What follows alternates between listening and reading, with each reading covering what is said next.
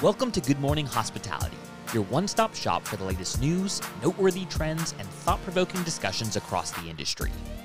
From hotels and short-term rentals to all things travel and hospitality, you'll find each episode equips you with the information that you need to start your week. Join us on Good Morning Hospitality every Monday, wherever you get your podcasts. Hello. Good morning. Good morning. It's good to see you both. Veterans Day. Happy Friday. Yeah. And veteran. Well, tomorrow, technically, yes, but Second best Happy day Friday. of the week. yes, true. I missed you guys. You guys killed it on Monday. You guys did a I great know episode. it was sad really proud. having. Yeah. We did pretty good without you. But you were missed. You were missed. Yeah. All right. Exactly. I'm gonna go Good now. save, Randy. Good save. Yeah. Yeah. It's whatever. We had to do a I bonus loved it. episode It was a good show. so Will could get involved this week. Had to do it. Force your hand. No, this is a fun one though to jump into because obviously it's super timely and relevant to what everyone is talking about, no matter what. So I'm excited. I'm geeked out. I'm caffeinated, thanks to Sojo. Love it. So you guys ready for this? Yeah. I've been saving up all my rants. They're bubbling beneath the surface. I'm a fan all of the most of brandy what- rants. I'm a fan of most of what Go we're ahead. about to talk about. So I think I'm excited to see how execution actually comes through. But today we are discussing all of Airbnb's recent updates. And if you're a single host, this is absolute music to your ears and will likely save you a bunch of money and headache and operations. But there are some catches or some pitfalls that we'll dive into as well. So what topic you guys want to kick off first? Which one of Airbnb's release got Randy going the most? I think we should save my biggest ones for the end, which is like pricing, because I will probably explode at one point. That's fair. Well, fair. I'm a big fan of preparation, and there's victory in preparation. And I stayed up late last night building out this little doc. So I think we should jump into the guest-facing items first. So what do you guys think? Guest-facing, then move over to host operators? Yeah. All right, let's do Yeah, it. I mean, So as a guest, I think most of us are looking for those places that are kind of like 4.5 or higher in the star rating. If you see a 1 or 2 star, quite frankly, Airbnb's probably kicked them off already because they don't let those stick around anyway. You must be on like page 20 if you're seeing anything with a star like that. Yeah, so buried deep in the algo, it just you can't find it. But they've just released a new banner or badge where the guests can see the guest favorite properties. And this encompasses a few different aspects, but the primary one is a 4.9 star average, which is extremely high. Yep. mm-hmm. Brandy, how hard is it to get a 4.9 Very, average? very hard. But I think this is like a central theme throughout this whole conversation is like, if you are an individual host, that is way more achievable than if you are an operator that does multi-unit listings where, so it's who is this audience? Who is this really for? And I like the guest favorite. I think it's kind of like the next level up to rare find. Because I think it's always fun. Like when I book trips and you see something that's a rare find, like when we just stayed in Istanbul, ours was a rare find and it was such a cool loft. It had a sauna in it. Like you really felt like it was something special that you were getting on the platform.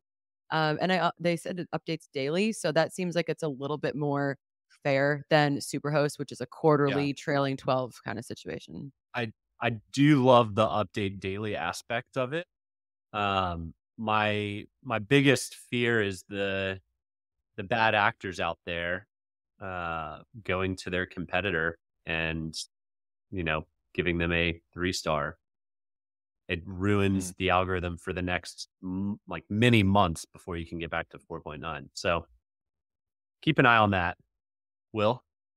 I was gonna say again though that like if you're an individual host, how many real competitors do you have outside like the operator, like bigger PM side? If you have 200 or 500 plus listings, um, but also like in the recent updates, not even just from this season or this winter release, but other ones that Brian has talked about and they've done, they really do push into discovery and search. And I've heard him on multiple podcasts and talking about the way that they envision people traveling in the future and how this is all going to play together. And I think, the guest favorite is just another addition to this searchability, discoverability side.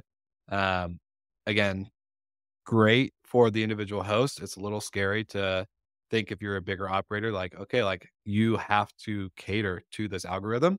And if you don't, because you're on a PMS and then you have, Verbo and all these other channels, you're going to have to do a lot of tweaking for one channel compared to probably the rest. So maybe a little bit more heavy lifting on the ops side, just my thinking.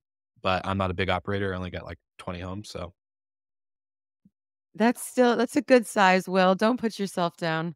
Uh, but I mean, the review part is part of the current system that I find to be the most unfair. Like, you're just one review is, like, that could just be any. I mean, everyone has bad days. Everybody has something that yeah, falls through on the ops side once in a while. The guest expect like something is going to happen, and it just doesn't leave you really any wiggle room. And so, like, I don't know. I mean, competitors going and like kind of trashing a listing.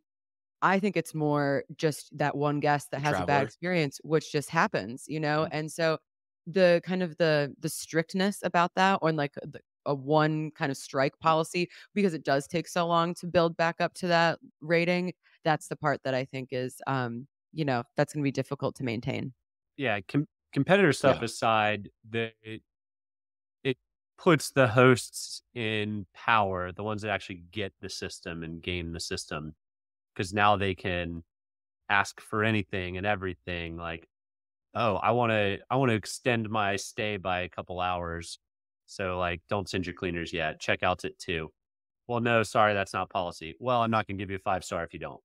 So it Yeah. it does open up. Getting held hostage. Yeah, it Yeah. does open up a hostage situation.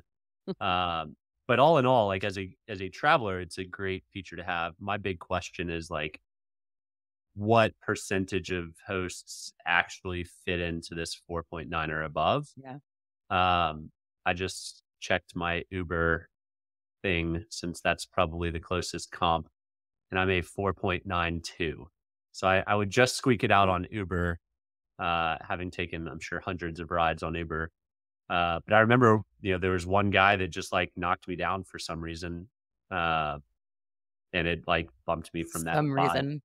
I don't remember why, but bumped me down from like 5 down to Uh, like a Yeah. lower number. So yeah, Michael probably had a couple drinks. I mean, I don't specifically remember the incident, but Uber's been around a long time. Yeah. So over time, it does let the cream kind of rise to the top, but Mhm. it does also put a lot of power in the guests' hands, which I guess is what Airbnb is intending. Yeah, agreed. I do want to say, like, I think a big theme too with the reviews piece, like looking at the product release, not just on their website, but kind of watching the demo on the video that Brian did too.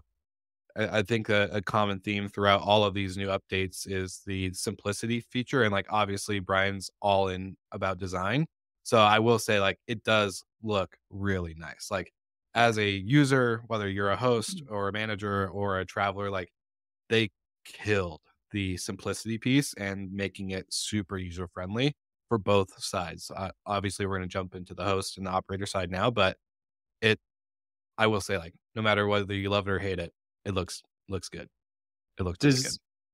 Does anyone else feel like the review system in modern society is akin to the tipping system in modern society, where it's just like out there, it kind of Yeah. like, you have to do this, give us a 5-star. You have to tip 20% at McDonald's to your McDonald's server for doing the same Yeah. thing they've done for the past 20 years, right? Like, it just feels like we're all being forced to give 5 stars, to tip in areas that make no sense in tipping.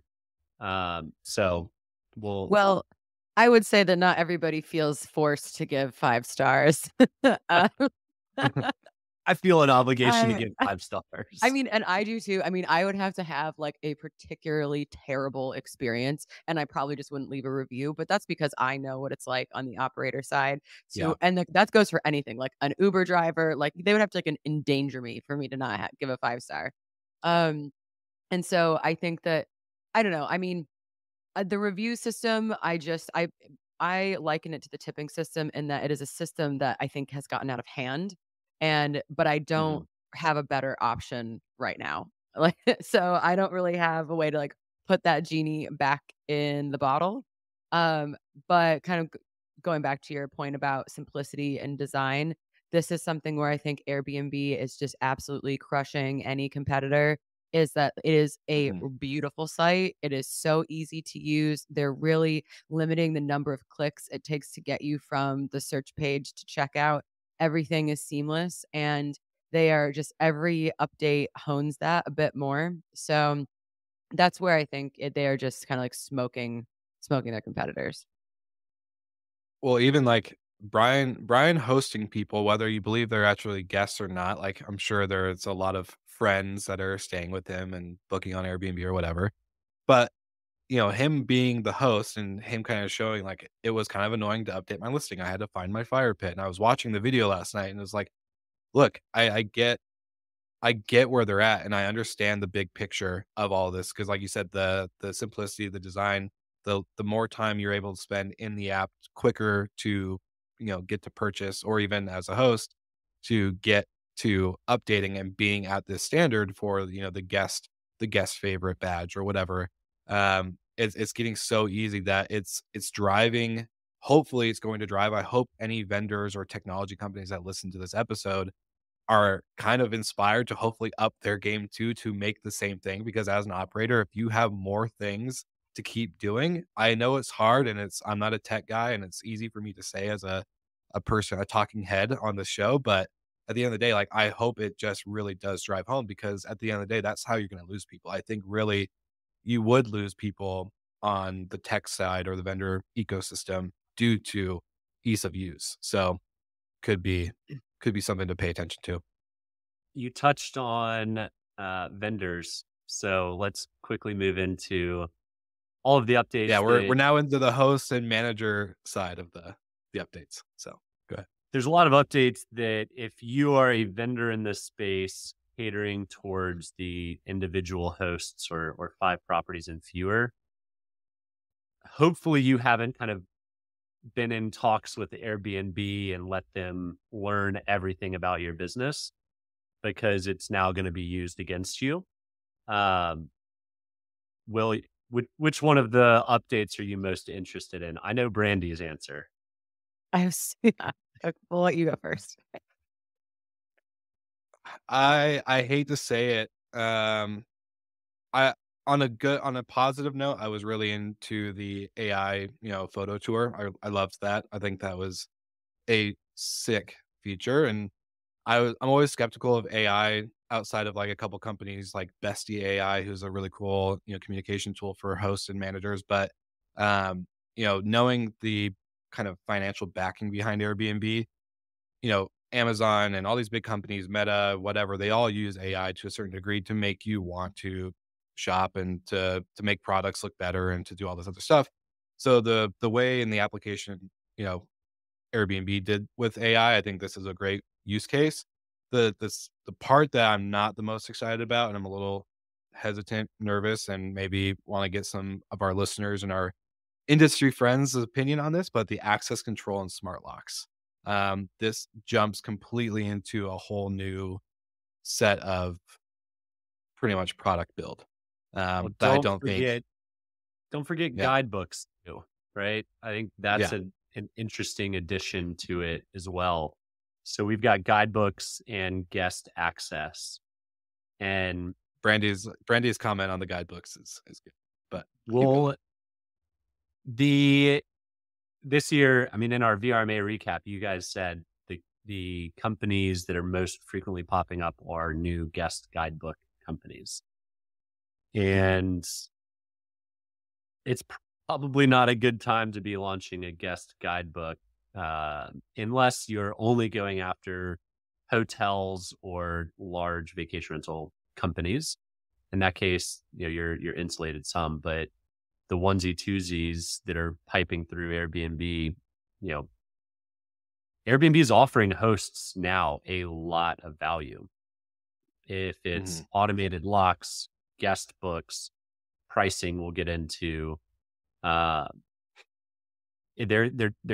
doing a very good job of making their platform extremely sticky for those ones and twos out there that might grow to 5 and 10 and still only work on Airbnb, because now it's going to be a pain in the butt to take a booking that's not on Airbnb because you don't have your locks, you don't have your guidebook, you don't have these other tools that Airbnb is now offering as just part of their service.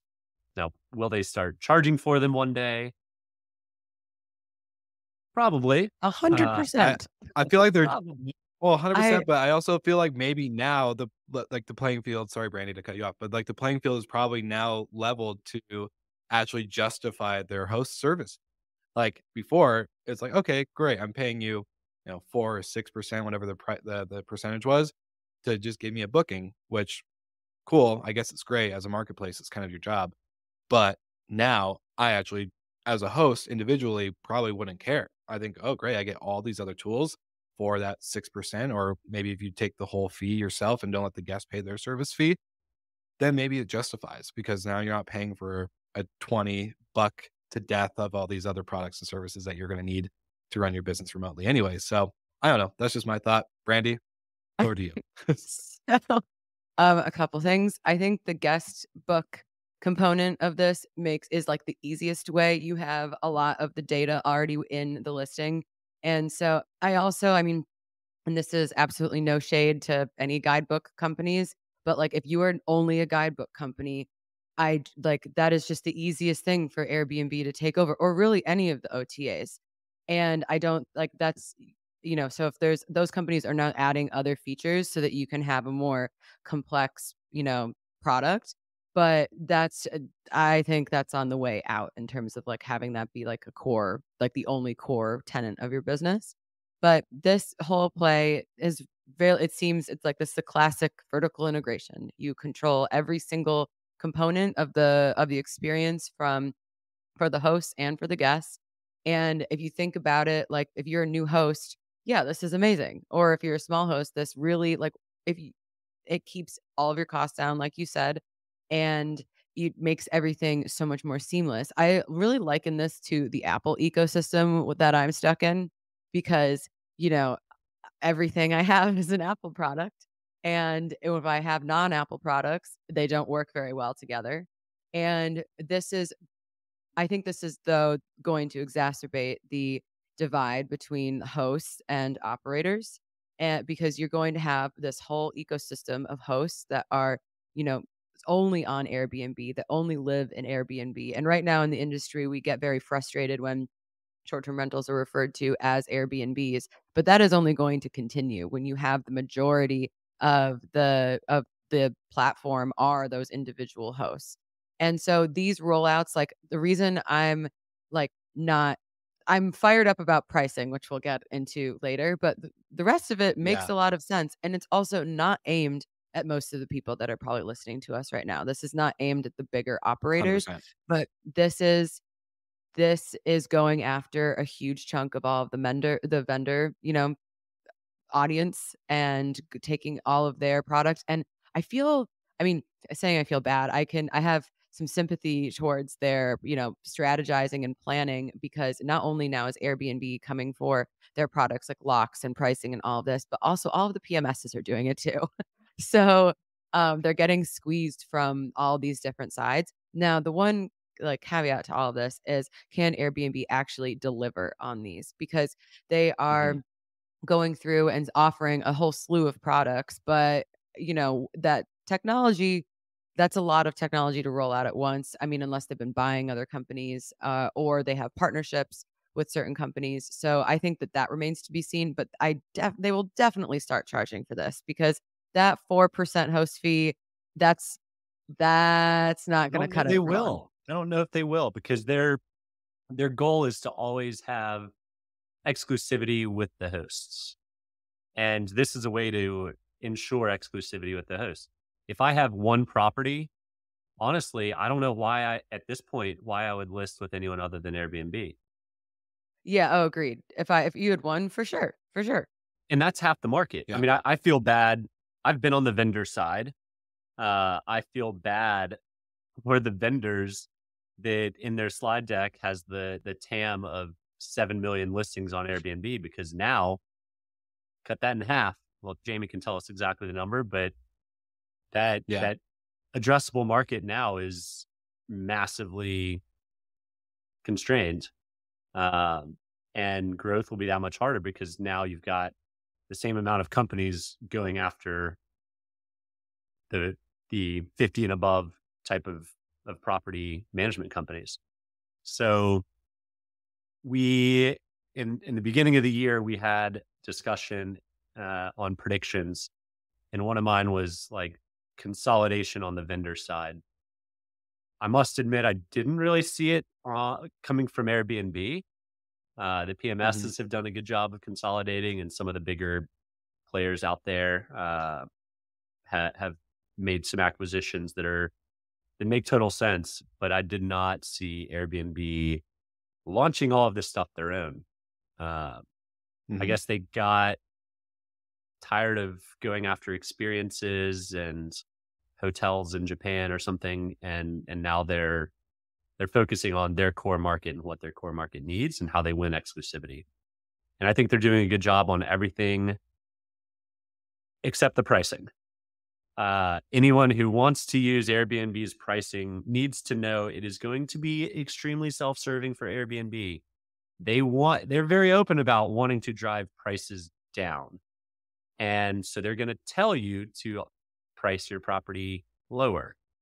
There is an increase in supply, which means as long as demand isn't increasing at the same rate as supply, then everyone's going to have fewer bookings. So yes, there actually might need to be some price compression. But years ago, and I'm sure algorithms have changed a good bit, but Ryan Dame did a test on 3 different pricing strategies. One was one of the pricing companies, I don't remember who, so I'm not going to misquote it. One was doing it himself, and then one was using Airbnb's algorithms. And no surprise, Airbnb's algorithms were about 15% less than the other 2 routes, which were, I believe, and Ryan can correct me, I believe we're pretty close. So yeah, I mean, it's going to be self-serving for them for sure. And it's smart for them to do that, but I think it does need to be educated to the hosts that price it however you feel best, not however Airbnb tells you to. Yeah. So I have a thought, and I kind of want to push back on this, but for the listeners and for the overall theme of the episode, we've kind of covered almost every feature from listing tab to AI, photo tour, access control. Our overall thought and summary is the same with all of these. Into pricing, though, this is where I kind of want to push a little bit, because now every big PM has listed on, or a PMC has listed on Airbnb. So data is pulled through. Airbnb not only sees the host side, but they also see the bigger property manager side of what they're pricing and their strategy. Now, Michael, you're 100% right. Like, they are pushing, one, to get rid of fees, whether it's you taking the whole guest service fee, your cleaning fee absorbed into the nightly rate, and now also saying like Airbnbs need to be cheaper.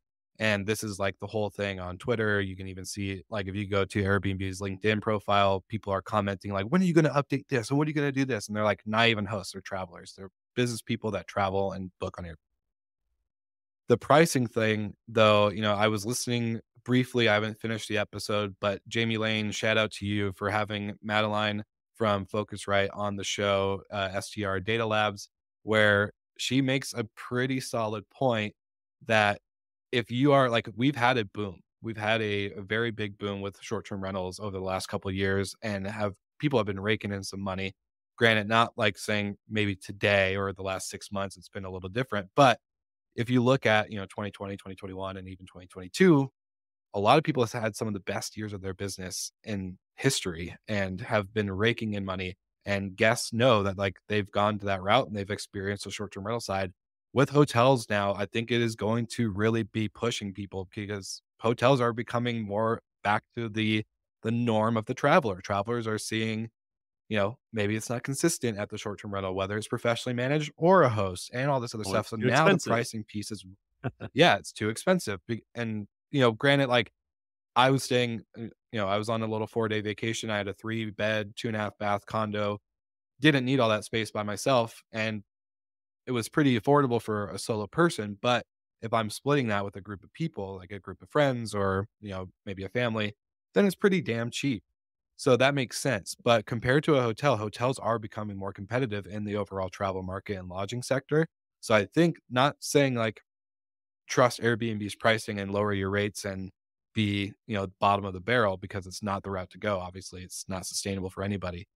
But I will say, like, we do need to get better as an industry, or at least as a sector of hospitality, on pricing and actually bringing that standard and that valuation of like guest value versus your nightly rate. So Brandy's got a face that I think she's going to be pushing on it, and I'm ready for the Brandy rant. Let's go. Oh my god, yeah. Okay, so a couple of things. I think it's first going back to the fact that STRs are not hotels.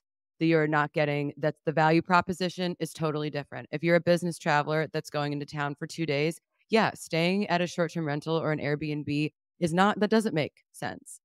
And so like I think that now people want to have it's like want their cake and eat it too or whatever. Which also that saying to me has always been ridiculous. Why would you have cake and not eat it? But the point being Amen. that you're okay, if you want a hotel, it's a smaller room. You have less costs associated with it, and there are usually more of them in the building, right? If you are a short-term rental, you have a kitchen, living room, bedroom, there's more space, there's more like cost to the physical space, there's more cost to cleaning it and operating it. So the fact that you were able to book a 3-bedroom and it was affordable for one person, I mean, you maybe weekday pricing, but also that could just be like poor pricing strategy. The whole thing is like if you get a 3-bedroom and you're sharing it with people, it's affordable for everybody. It's not the same product, and you shouldn't be pricing them like that. And so, of course, Airbnb wants to drive down the prices compared to hotels because that's their biggest threat right now, their biggest competitor. They want more inventory, more revenue, but that is not a revenue for you as the host or the big operator. It's on a listing level.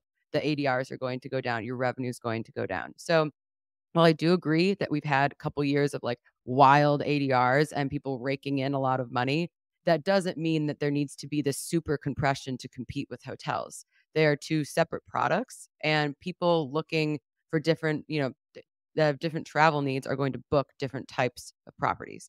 And so the pricing component really hits a nerve for me because a lot of this is Airbnb controlling your business. And if you're a single host and you have one listing and you're kind of maybe doing this on the side, or you just want the like most frictionless path that you could have, then yeah, it's great. It's super easy and you kind of just like set it and forget it maybe, or it just helps you do your own individual thing. But every like component of this almost every component of this release is taking little threads of control away from you as a business owner, especially the pricing. And sorry, you wanna go say okay. I'm seeing a That, reaction. that's it, though. Like, we as an industry need to stop looking at Airbnb as going to be helpful for professional managers. Yeah, agreed. Everything they ever say is contrary, and they're leaning into it. They're owning it, and they're building fantastic tools for hosts that Yes. have 1, 2, 3 properties, Yep. and they own that market, right? Booking and Vrbo don't own the single host market. And if you're looking at all 3 of those platforms and you have a listing, it's obvious you're going to choose Airbnb. especially if they give you all those tools. Yeah. And you're not even going to build your own one-page website with a booking platform because now it doesn't flow through all the tools that Airbnb gives you. So I think, as an industry of professional managers, you know, all of the signs have been there for years. And, I think we've largely just complained about Airbnb not caring about us.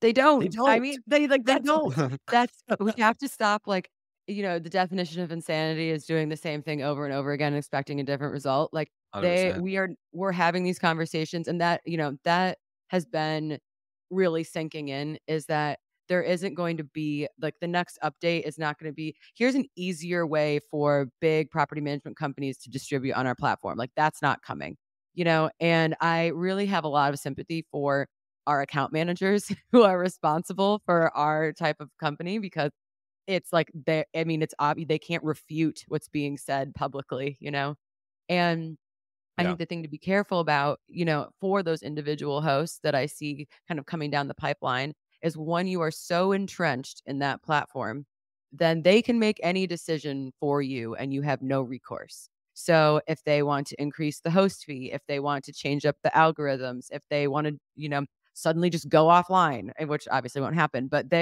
or if they do go offline for some reason, Or and they kick your listing off, or right? they And can, yeah, we've seen that happen time and time again, many times by accident or not anything the host did, just like something happened that shut down their account. So yeah, yeah, look, I'm not preaching a message of only go with Airbnb if you're a single host, but it's pretty alluring to do if you're a single host. yeah. So Like, it I makes would have sense. to I'd have to admit, if I had a second home myself and I was managing it myself, I would probably just use Airbnb and all the tools they gave me. Yeah. Honestly, I And agree. one of the most interesting aspects of this whole release was there was a comment. I'm going to try and find it here real quick. That they're launching in 2024 a comprehensive marketplace of services. So what we see now is kind It's of well, just the it's tip of the rumored. iceberg. It's rumored. Okay. Well, what we see now Yeah. is just the tip of the iceberg. And, maybe they're out there acquiring a few companies so they don't have to build everything themselves. That's what I think makes the most sense. It makes the most sense, but it hasn't necessarily been the path that Airbnb's always gone down. That's fair. So I wouldn't be surprised if Yeah. they build it all themselves in-house. I have to say, like, this is where I can kind of flip my perspective. I mean, I really do kind of respect the way that they've been, moving forward and really trying to build their company. And I think that the takeaway for professional operators is diversify your revenue streams. Like, Airbnb, you'll always be able to distribute to Airbnb. They're not going to block off, 35% of their revenue stream, but don't, as emotional as I can get about it on these little rants, like, don't, like, there are many other ways for you to, increase your distribution on booking.com or your own website. And so take all of this with, like, a grain of salt, figure out how you can best position your business to succeed in the new environment they create, and just move forward, because in a year they're going to have another set of updates that you have to adapt to. My question is, does Verbo rebrand? Because they're a vacation rental by owner. So if they want to go for the big They professionals already did. and let It's called Airbnb Verbo. grab the not Verbo, but still a vacation rental by owner is what it stands for. So they're gonna change That's when, something because at the end of the day, like from a branding Verbo to perspective, VRBO, it's not a real rebrand. I will dispute that to the day I die. It's not a real rebrand. okay. It's a name Well, change I, or I will pronunciation change. counter argue that VRBO as an acronym stood for Vacation Rental by Owner, but as they're going by now, Verbo, that's their brand. So Tim Rizzolio, if you're listening, let us know. I wanna dispute this. Just kidding. No, this is a good episode. I have more thoughts and comments based off of Brandy's rant, but we'll wrap up since we're a little over our normal time. But to give everyone a sneak peek what's happening on Monday, we are back, but we're gonna have a special guest. We're gonna have Paul, the CEO and founder of Summer. And if you saw our Good Morning Capital report, you will have seen that they have raised some money. So we're gonna talk to Paul about their business model, the differentiators between other companies like them, and of course what they depend or not depend, but what they plan on doing with the capital now that they've raised it in this kind of crazy market. So I know. I'm I'm so excited happy to for our see. special guests. I'm so happy to see people What? raising money. I said, I'm so happy that people are raising Yes. money. This is great. Yes, agreed. It's good to see the cash flowing. So if you're not a subscriber to our Good Morning Capital report or our dashboard, please go do it. It's free and we love seeing all your beautiful names instead of just the download numbers that we see on the back end. So thank you guys so much. And of course, Brandy, Michael, have a great weekend. And I can't wait for the next Brandy rant because you got me fired up this morning. On Monday.